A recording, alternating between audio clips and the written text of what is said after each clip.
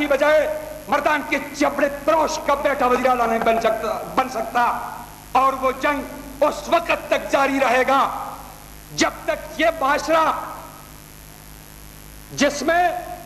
کہ غریب کا بیٹا غریب ہی پیدا ہوگا، مزدور کا بیٹا مزدور ہی پیدا ہوگا، ٹاٹ پر بیٹھنے والا ہر بچہ چپڑاسی بھرتی کیا جائے گا، اور محل میں پیدا ہونے والا ہر بچہ افسر پیدا کیا جائے گا۔ اس معاشرے کو ختم کرنا پڑے گا، اور یہی جنگ اسرائیل مہجور کی جنگ تھی، اور یہی جنگ اسرائیل مہجور کے بعد آنے والی قوموں کی بھی جنگ ہوگی۔ تو دوستو اور ساتھیوں، آؤ عہد کریں کہ ہمیں کیوں ایک طرف غلاموں کی صفوں میں کھڑا کیا جا رہا ہے، ہمیں کیوں پولنگ کے وقت قطاروں میں کھڑا کیا جا رہا ہے، ہمیں کیوں سٹیج کے نیچے تالیاں بجانے کے لیے بٹھایا جا رہا ہے، ہمیں کیوں اقتدار کی وانوں تک پہنچانے والوں کو اپنی لاشوں کی نذرانہ دینے کے لیے تیار کیا جا رہا ہے، ہمیں کیوں مقروض رکھا جا رہا ہے، اور جو ہم میں سے آج بھی اگر ہزارہ میں سے کوئی بوڑھا مر جائے تو وہ سامراج کا مقروض مرے گا، حالانکہ ان کے نواسوں کو تو ان میں سے کوئی پیسہ بھی نہیں دیا گیا، لیکن ہمارے ہاں جو محاصرہ چل رہا ہے اس کی روح سے یہاں اکثریت کو منتشر کر دیا گیا ہے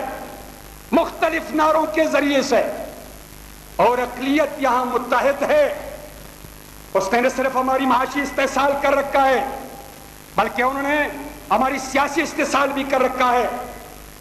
ایک ہی طبقے کے دو بھائی مختلف سیاسی جماعتوں کے رہنما بن جاتے ہیں صرف اس لیے کہ اگر ایک سے خفا ہو جائے تو دوسرے کے جال میں وہ بن جائے گا۔ تو دوستو، پاکستان کے بننے سے لے کر آج تک کتنی سیاسی جماعتیں ہیں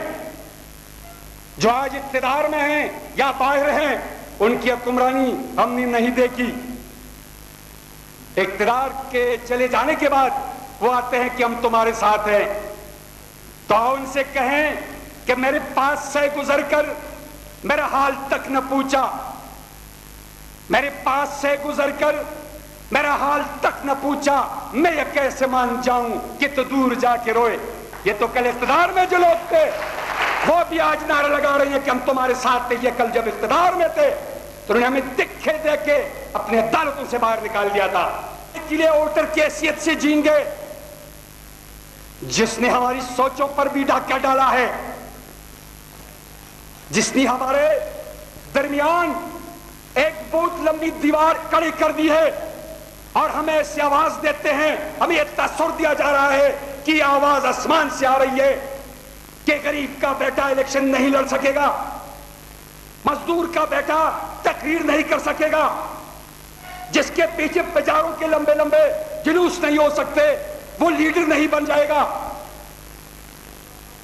تو دوستو، یہ تو ہم نے دیکھ لیا ان کے مختلف روپ اور مختلف شکلیں۔ یا پاکستان تو ان کا پاکستان ہے جو کبھی دو ٹکڑوں میں تقسیم کر دیتے ہیں، اور ابھی تو میرے ساتھ یہ ڈر بھی لگا ہے کہ نواز شریف کہیں نچکاری کی شکل میں پاکستان کو پرائیویٹائزیشن نہ کرے، اسمبلیوں کو پرائیویٹائزیشن نہ کرے، کسی ٹھیکیدار کو دے دے کہ بھائی جو محل میں پیدا ہوتا ہے بچہ اور پیدا ہوتی ہی اس کے منہ میں سونے کے چمچے کے ذریعے پانی دی جاتی ہے وہ اسمبلی میں آئے گا، اور جو جھونپڑی میں پیدا ہوتے ہیں، جو ویرانوں اور صحراؤں بیابانوں میں پیدا ہوتے ہیں، جس کو پیدا ہونے کے بعد گوٹی تک میسر نہیں، وہ چپڑاسی رہے گا اور وہ ووٹ لے گا، وہ آقا بنے گا، یہ غلام رہے گا۔ اگر ہم نے اسی طرح غلامانہ زندگی اختیار کرنے پر خاموشی اختیار کی تو دوستو اور ساتھیوں، ان لوگوں سے یہ توقع رکھنا کہ یہ ہماری آئندہ نسل کی بلائی کے لیے کام کرے گا، یہ دشمن کے گھر میں سونے کے مترادف ہے، کیونکہ یہاں دو طبقوں کے درمیان جنگ ہو رہی ہے، یا وہ رہیں گے یا ہم رہیں گے، یا ان کے بچے یورپ میں جا کے مفت علاج کروانے کی خاطر چکرے لگائیں گے اور یا ہمارے ہاں بچہ کیڑیاں رگڑ رگڑ کر مرے گا، تو اس کا بچہ جو یورپ میں علاج کے لیے جاتا ہے تو وہ اس لیے کہ ہمارے بچے کی علاج نہیں ہو سکتی اس معاشرے میں، اس کے محل میں جو بچہ پیدا ہوتا ہے اور ماں بیٹا باپ اور ماں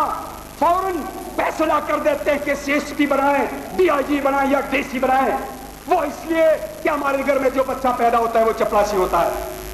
تو کیا وہ اپنے بچے کی افسری آپ کے بچے کو دے گا؟ سوچو اپنی زندگی پر، کیا اس دھرتی میں ایسے لوگ نہیں ہیں جو عید کا دن بھی اس کے لیے محرم بن جاتا ہے؟ کیا اس دھرتی میں ایسے لوگ نہیں ہیں جنہوں نے اپنے بچے کو پڑھایا تھا دن رات محنت کر کے، اپنے گھر میں 2 وقت کی بجائے 1 وقت جھولا جل کر اس کو تعلیم دلایا تھا؟ آج اس کے بچے سے ٹیکسی ڈرائیور بنایا جا رہا ہے، اس کی والد کی بھی یہی زندگی ہے۔ کیا وہ زندگی ہماری زندگی ہوتی ہے جب وہ الیکشنوں کے وقت ہمارے پاس آتے ہیں اور ہم اس کی جلوس سے اس کے لیے محرابیں اور اس کے حق میں نعرے لگا دیتے ہیں، تو جب وہ اقتدار کی کرسی پر پہنچ جاتے ہیں تو پھر کبھی پوچھا ہے مڑ کے؟ تو جب ہم کام لے کے اس کے پاس جاتے ہیں اور واپس مایوس، لوٹنا تو ہے ہی، کیونکہ وہ کیوں ہمارا کام کرے؟ کیونکہ ہمارے رونے سے اس کی ہنسنے کی رونق بڑھ جاتی ہے، ہماری بھوک سے اس کی کھانے کی رونق بن جاتی ہے۔ وہ الگ بات ہے کہ ان لوگوں نے ہماری دکھوں کو سمجھا ہے، اس لیے وہ سٹیج پہ آ کے کہتے ہیں کہ اگر تم بھوکے ہو تو ہمیں کھانا مزہ نہیں آتا ہے، حالانکہ ان لوگوں نے سٹیج پہ آنے سے پہلے سونے کے تالیوں میں کہا تھا۔ تو ہم متفق ہیں ان کے ساتھ، 40 45 50 سال سے ان کو اسمبلیوں میں بیچ دیتے ہیں۔ تو دوستوں اور ساتھیوں، ایک بات یاد رکھو کہ اگر اس محفل میں ایک آدمی بھی بھوکا ہے تو اس کو یہ ساری محفل ہی بھوکا نظر آئے گا۔ تو اگر ہم اور آپ بھوکے ہیں، ظلم کے شکار ہیں، تو ان لوگوں کو جو بھوکی نہیں ہیں اور ظالم ہیں ان کے سپوں سے نکلنا پڑے گا، تب جا کے اس دھرتی پر مزدوروں اور کسانوں، اس دھرتی پر اسرائیل مہجور کے پیروکاروں کی راج ہوگی۔ السلام علیکم۔